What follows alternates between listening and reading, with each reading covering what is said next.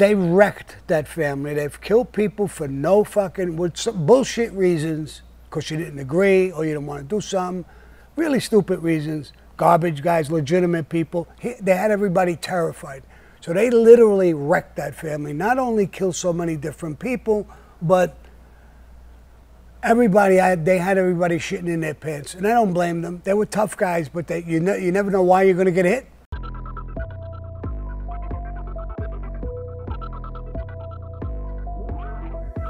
How you doing, James? I'm very good, Sammy. Very good. So today, I thought we'd talk a bit about Vic Amuso and Anthony Casso. And under their kind of leadership from the mid-80s to early 90s, they unleashed a reign of terror on their family. So before you met Vic Amuso, had you heard of him at all while you were coming up? Well, he was a little older than me, and he was in the neighborhood. They used to stay in the 19th hole with Christy Tick, so they were neighborhood guys. Him and Gaspipe, they were pretty close friends. I knew Gaspipe, you know, and but you know, I didn't do too many things with them. And Vic, I didn't do anything with. Gaspipe, I did a few things. I had a little bit better of a relationship with him. But not too much. Do you remember when you first met Gaspipe and what were your initial thoughts about the man? I knew him when we were very young. I was on the Rampers. Jerry Papa was the leader of the Rampers. Jerry Papa was pretty friendly with him. I think that's how I met him originally. But he really wasn't one of us. But I knew he was a tough guy. And he was known back then. He was he had a lot of marijuana. He always had marijuana, so he was a drug dealer, mostly with marijuana. Later on, he got into coke and a few other things, but I knew him as that, and I knew him through Jerry Papa and the Rampers. Me and Papa had a problem. We separated in time, and so I knew him. I saw him.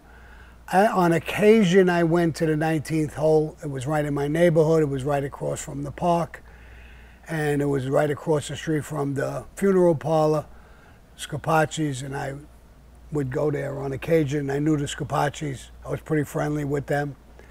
And occasionally, I went across the street. So I bumped into them on occasion, and he was there. But it was very minor stuff, nothing crazy. Okay. You mentioned Christy Tick Venari there. How well did you know him? Because obviously he became, I think, consigliere in the very early 1980s. Did you know him before that time? No. I just knew him that he was in the place. But when he became the consigliere of the family, I understood that he was a heavyweight. He became a heavyweight. But I never really did anything with him. I saw him, respectfully, nodded my head, said hello, went to the bar. We didn't really have any, conversation. I really was, I was a nobody at that point. I was young. I wasn't made. So, it was way back it was actually in the 70s. Okay. So, obviously, when Anthony Tony Ducks Corralo, Tomic Santoro, and Christy Tick, obviously the boss, underboss, and consigliere, all sent down for 100 years in the commission case. Were you aware of the potential power struggle that occurred in the Lucchese family? Yes, I was. I understand that Tony Ducks and probably the whole administration, they were getting this guy... Buddy Longo. Yeah, Buddy Longo. I think he was from the Bronx. They were going to make him the acting boss while they were away, and I guess eventually become the boss. But he was there for a very short time. They made up a story, Gaspipe and Vic Amuso, made up a story that he was plotting a plan to take over, and they killed him. And they took over. I don't think Tony Ducks was too happy about it. Either was the guys in the Bronx, but what's done is done. You can't change that. The whole administration was in prison, and rather than them starting a war, I just think they went along with it. There was, you know, they feared Vic Amuso and Gaspipe together. So the fear factor, nobody really bucked it too much, but that's what I had found out. And what they said about Longo was, Buddy Longo, was total bullshit. But you'll see a pattern of that. They've lied so many times about people when they killed them. They made up these stories. This guy's a rat. We found out this. We found out that. Most of the time, it was just an excuse to kill somebody. You know, you can have that when you're saying, I killed the guy because he's an informant. Everybody understands that. Nobody's going to beef about it. But if you just kill one guy after the other, after the other, after the other, you're going to cause havoc in your family. Fear. These guys are nuts. So before we go on to talk about a lot of the many murders that they ordered, when they first kind of came to power, did you think they were kind of the right men to run a family? Or did you have those suspicions that they could be a bit kill crazy?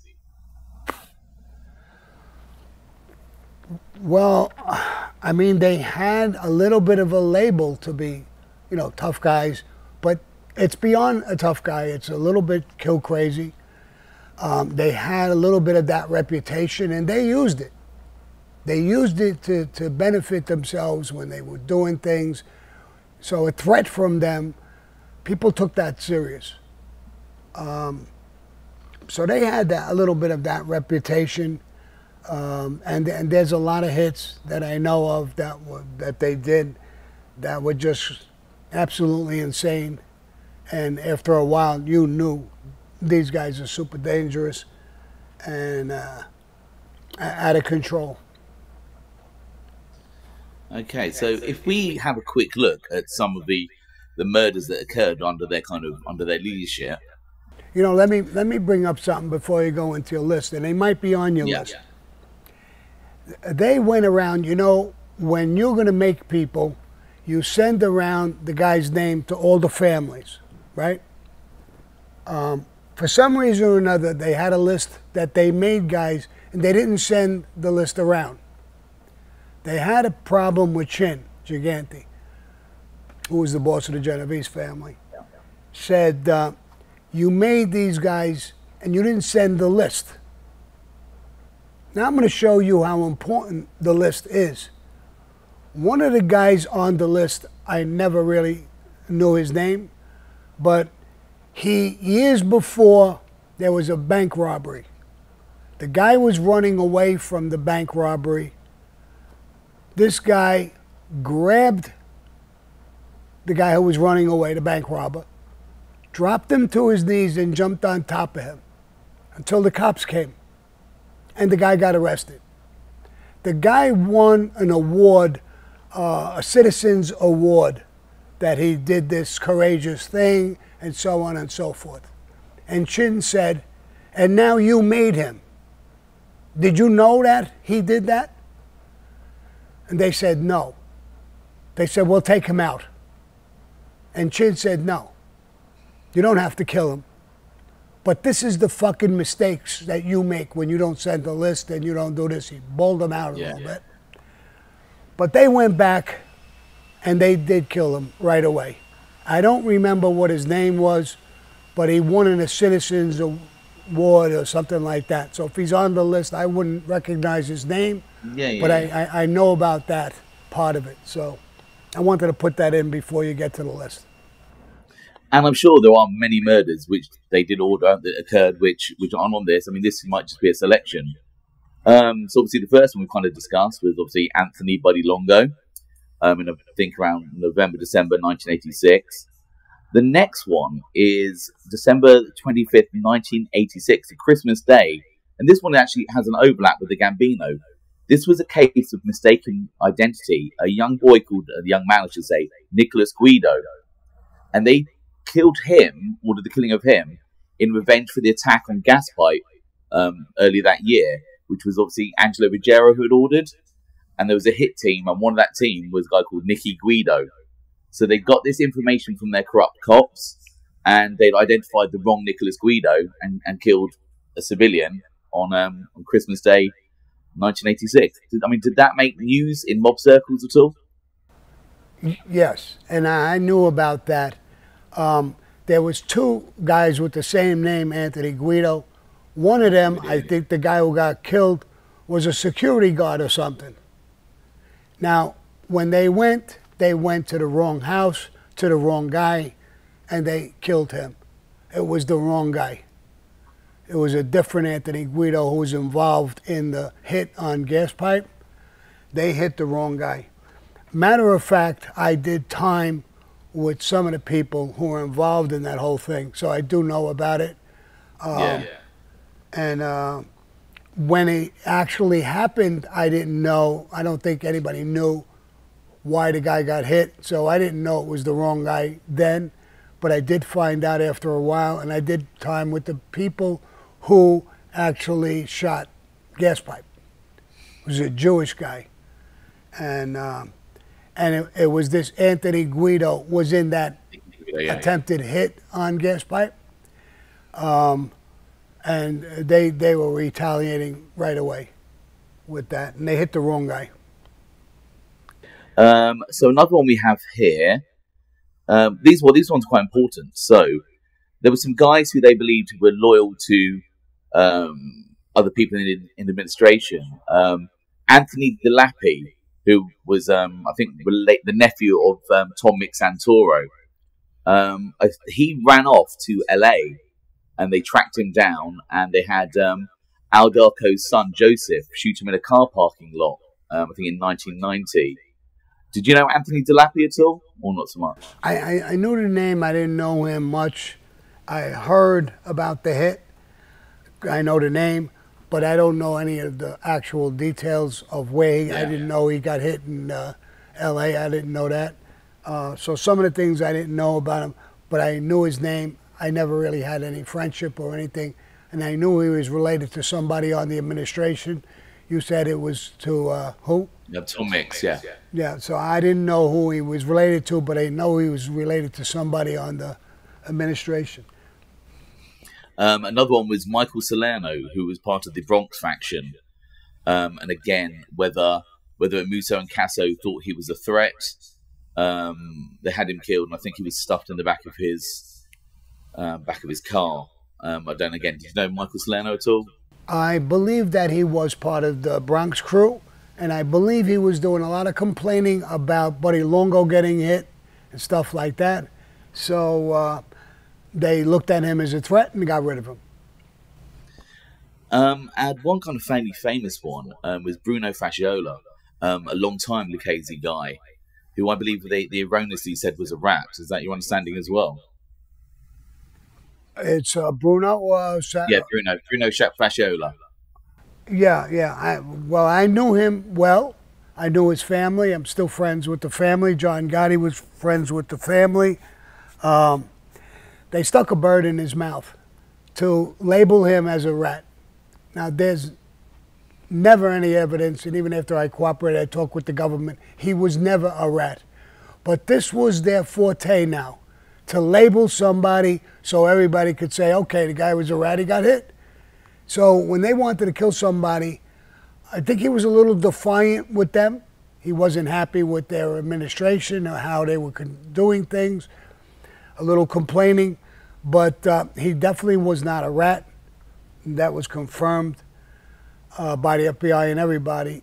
And they put labels on people to try to get away with the murders and not confuse the family that these guys went completely out of their mind. They're just killing people left and right. You don't agree with them, now they're killing you. So, yeah, I knew him pretty good. He had horses down near the ocean. He used to rent them. He was really a good guy, and he wasn't a rat. I'm going to give you a quick story on that. They actually, after they did that, they went to the family, and they were bothering the family for money and this and that and the other thing. John Gotti came to me and said, listen, Sammy, I know the family. And I says, I know some of them too. I knew the guy who got killed. And he says they're bothering the family for money, trying to shake them down. They're legitimate people. They know about the life because of their, you know, he was a member of their family. They knew who he was and what he was involved in. So he says, go see this Little Al. He had a club about a block and a half away from the John's club on in Little Italy. And I says, okay, I'll go talk to him and tell them to leave him alone. And I took Big Louis Vallario, was a captain. I was the underboss at that time. I went to his club. It was about 4 or 5 guys standing outside. And I said, where's Lil Al? They said he's in the club. So I went to go in. They tried to get in the way. Big Louis told him, get the fuck out of the way. He's going to go in and talk to him. They moved away. I walked into the place. Lil Al was there. And I said, listen, I got a message from John Gotti to, we know the family. Leave them alone. They're legitimate people. If you got money coming, we'll give it to you. But leave them the fuck alone. Send that message. Gaspipe and Vic were on the lam. Send that to your boss. He told me, he says, no, I'm the boss. I'm the acting boss. I said, listen, you fucking punk. You're nothing. You're a captain. I'm an underboss. I'm giving you fucking courtesy just to talk to you. Send a fucking message. I'm not asking you to do something. I'm telling you. And this is coming from a boss. John Gotti's a boss. Don't tell me what the fuck you are. Send this message to your people. He said something. I grabbed this. It was a wooden chair. I got up and I smashed the fucking chair. I pushed it down so hard it broke. The guys tried to come in. Big Louis stood in front of them and told them, get the fuck out of the way. Get away from that door. They're talking. Stay away. They were afraid of Louis. They backed up. I came out. I walked away and I went back to the club with Louis. Louis said, what'd you do, Sammy? I said, this fucking punk is telling me what to do. A boss is sending him a message. I'm the underboss. He's telling me I'm the boss. In other words, we're not going to tell him what to do. To leave legitimate people alone. We're not taking the money. We'll give it to you if you got something coming from them. Legitimate. If you ain't have nothing coming from them, leave them the fuck alone. And so Louis said, good. And they tried to come back and I stopped them. I said, I heard you, bro. I heard exactly what you said. We got back to the club. I spoke to John Gotti about it. He said, good. The next message, Sammy, if this guy don't stop, this prick, I'm going to give you his hit. The next time you go to the club, tell them guys to take a fucking walk. Go in the club and blow his fucking brains out. And then we'll deal with this fucking Lucchese pieces of shit. Okay, John. So I'll add that in. This little Al Diaco, I don't like him. I never did like him. He had a fucking weird attitude, like who the fuck he was. Matter of fact, when he cooperated, I remember he was so fucking scared because they said he was holding back money that they were supposed to get. And that little beef I had with him, I had another appointment. He was afraid to come to the appointment. He thought that they were he knew I had a relationship with Gaspipe. He probably figured Gaspipe would tell me something and I would take him out. He cooperated. He was never arrested. He cooperated from his fucking house, calling up the police and the FBI and said, come here with police cars, helicopters. My name is Lil Al Diaco, and I'm going to cooperate. And I believe he took his son with him. Yeah. So here's a guy who was facing no time, wasn't even arrested, and cooperated. I saw him one time in prison, and he got away. He talked to the guards to put separation, so he would never even be near me. So that's what I know about Lil Al. But he did a lot of damage. He ratted on a lot of people. He obviously did work for them, him and his son, and he ordered other guys because they left him. You know, when they got orders, they thought the orders were coming directly from Vic and Gaspipe. Some of them were, some of them weren't. This whole family was a bunch of fucking flakes up on top. Not all of them, but up on top. So, all right, let's go on from there. There's one very controversial one that the Lucchese involved in, and it was guys who were involved in the waste haulage industry. Two civilians, Robert Kubeka and Donald Barstow. And in 1989, they were both shot to death at their offices.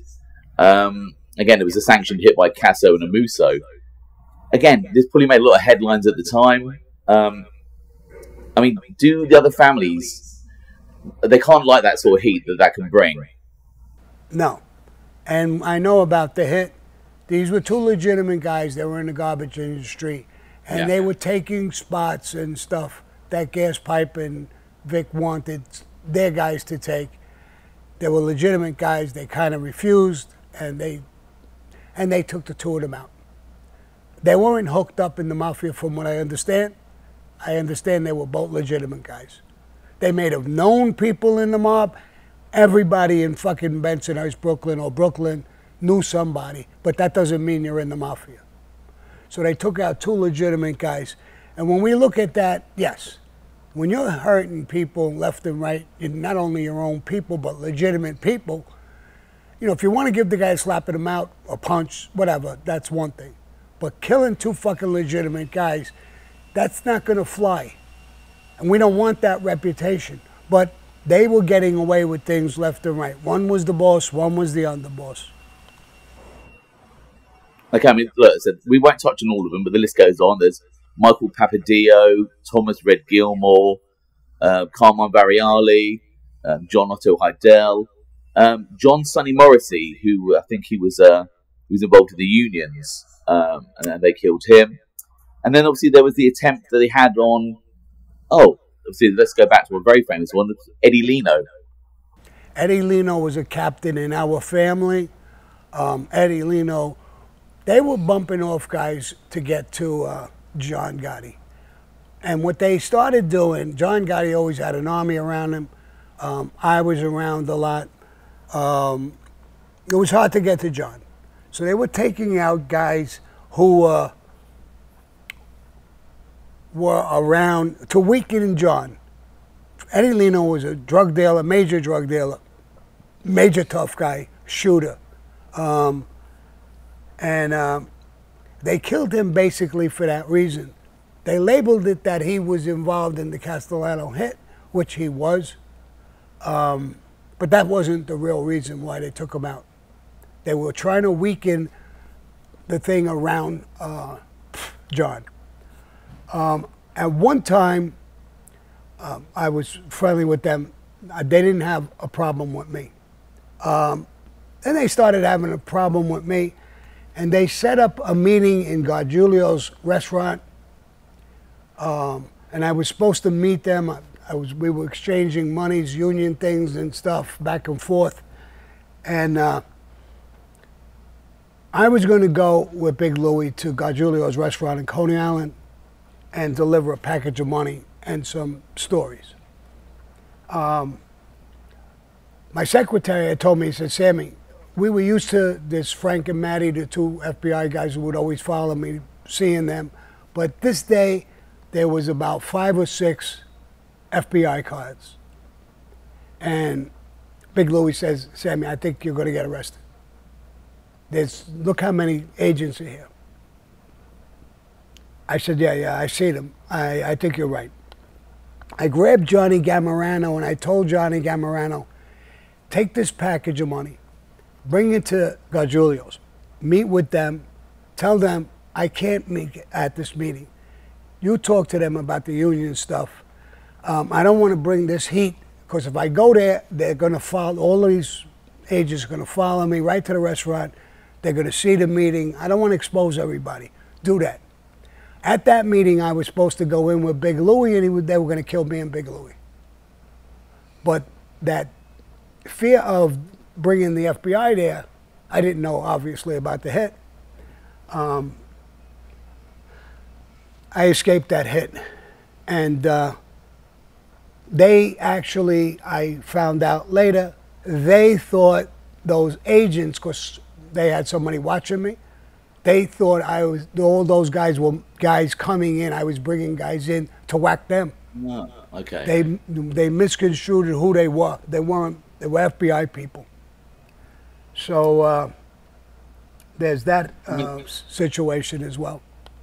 I mean, like I said, the list goes on and on. So interestingly, obviously you're in the administration of your family. You're obviously close with some of the administration of the others.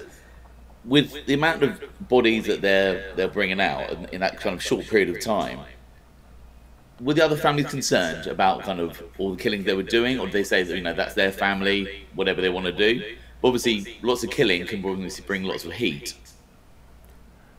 Well, there was a lot of conversations about that, but you're not going to go to war with another family because of what they're doing.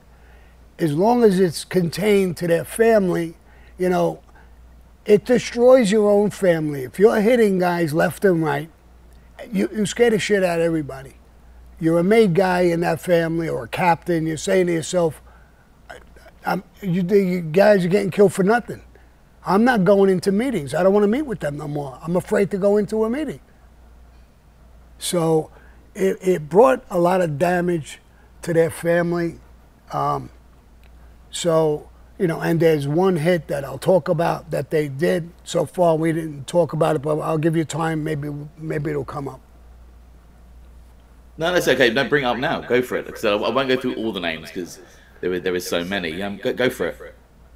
Well, the hit on Frankie DeChico came from them as well. I was in the club right after the takeover from Paul Castellano. John Gotti was the boss.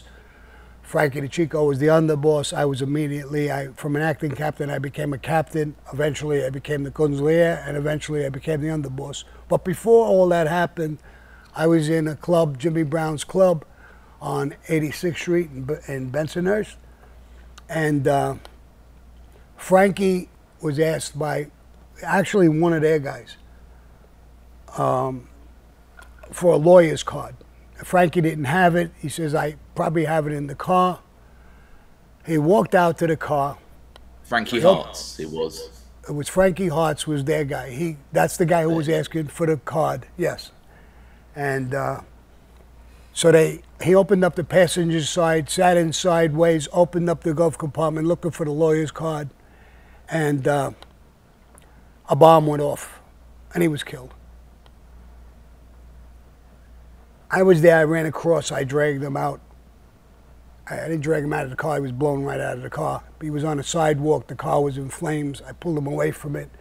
A police van pulled up, I put him in the van. It's a whole story, I won't get into the entire story, but end result, it was them, it was Gaspipe. There was a guy there with a mustache, I'll never forget, when I was going across, I saw this guy driving slow. He looked at me, I looked at him.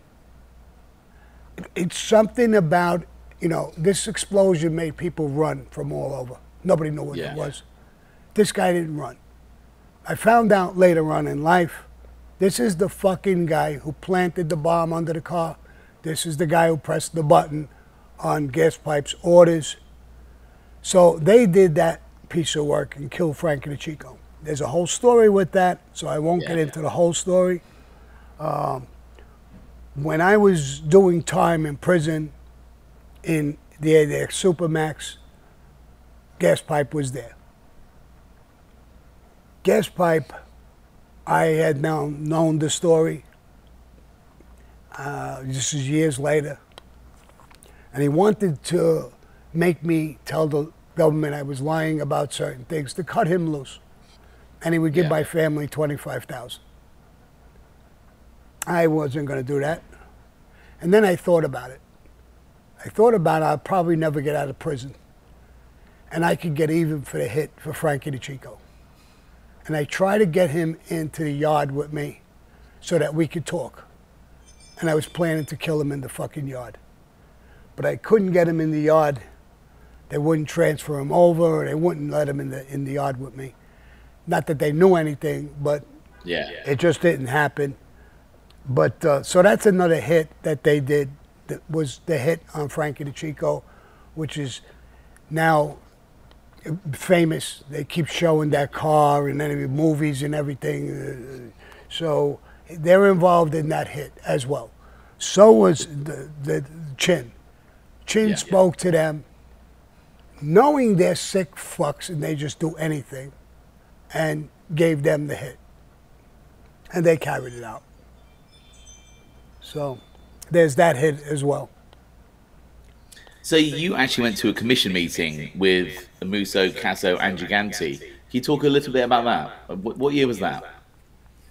I don't remember the exact year, but it was somewhere up in the 80s somewhere. Yeah, 89, something like that. Yeah, up in 88, 89, somewhere around there. I don't remember the exact time or year, but there was Chin Gigante there. There was his underboss, Benny Eggs, there. John Gotti was there. I was an underboss. I was there. And Vic Amuso and Gaspipe were there. That's that thing where the famous thing was said that John Gotti turned to Chin and said, "Did you hear about my son? We had just made his son." So Chin looked at him and said, "I'm sorry to hear that." And John looked at me and I shrugged my shoulders, and Chin just didn't give a fuck who's who or who's what. He just talked. He said whatever he wanted to say. He made his point. He didn't make his son. I didn't make mine. Guys, a lot of guys won't make their son. Very few guys made their son. Who the fuck wants your son in a life where you know he's going to kill people or he's going to get killed? You don't want your son in there. You want better things to happen for your son. So that's what he meant when he said, "I was sorry to hear that." And we talked about some clubs, some territories, other, Cosa Nostra business, different jobs, different things that people were doing and stuff like that. I don't remember everything we talked about, but I remember that saying when he said that, Chin said that. And there was a guy with us who made the appointment. He lived in that building. Was that Frankie Dap? Was Frankie Dap, exactly. And Chin, he had a girlfriend who lived in that apartment house. So Chin was probably in the woman's house, and he was comfortable with that building, and he was comfortable with Frankie Dap. So he didn't think it was a setup. He was there earlier than we were. I know I came down with Big Louie. Big Louie came to the meeting, but he didn't come in the meeting. He waited downstairs. He had a gun. I made him wait downstairs. If there's shit goes on and we don't come out, killer comes out. And nobody got killed in the meeting, obviously. And that's what it was about. And that. So this is interesting. People have brought this up to me a couple of times. Obviously, I suppose there's an unwritten rule that no one carries guns to meetings like that. No one's ever patted down, though, are they, by anyone? No. But we went in the meeting. I didn't have a gun. If I thought anything, I would have a gun. I didn't have a gun. Yeah. John didn't have a gun. It was one of our captains, Frankie Dap, who set up the appointment. We felt a little secure with that, even though we didn't trust, this whole meeting and everything. We were a little leery. That's the reason I had Louis have a gun and not come in the meeting. As long as he's downstairs or outside, he hears something, he's got a gun. He can come in. But no, yes, it's a rule that, first of all, that's supposed to be a safe house. When you have a meeting of that level, you're never supposed to carry a gun because you're never supposed to hurt anybody. If you do hurt somebody, you could never have a comfortable meeting again. So once everybody understands, even if we hate each other, we're not going to kill each other in that meeting. Otherwise, you destroy Cosa Nostra. How could any bosses and underbosses, how could they ever meet again? Never knowing if they're going to come in or out. And you don't want 5 guys walking into a room with each crew with guns. It'll be a madhouse. So there's a rule that's a Cosa Nostra rule, no guns. It's a safe meeting. It's there to discuss your problems and whatever. No violence at that meeting should take place. So going back to Amuso and Casso, there was the famous thing where they basically said whack Jersey. So their whole Jersey crew, they wanted them dead, basically. Yeah. And I think the head of the Jersey crew was Tumac, obviously Anthony Asaturo. Were you familiar with him? Yes, absolutely. He was the captain in charge of the whole Jersey crew. I mean, Gaspipe and them, they put out a contract on the whole crew.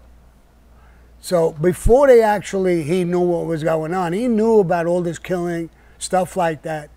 And he knew that there was a problem in the conversations. And he knew he would get hit. He wouldn't come in. And then word came to him, oh, they're fuming that you won't come in. And he took off. That's when he cooperated. He took off. I think he went to Florida, and he became an informant, never came back. There was the whole crew was terrified. See, this is what happens to you when you start killing people for no fucking reason. There was another guy, Tommy Riccardi. Tommy Riccardi. I actually did time with him in prison. I didn't like him. I didn't like him in prison. I didn't like the way he conducted himself. He was sitting at our table for a little while, and I chased him. I made him go sit with some other people. And that same table was Phil Leonetti and some of the guys from Philadelphia. We had our own table. When I came in, it was Phil Leonetti's table.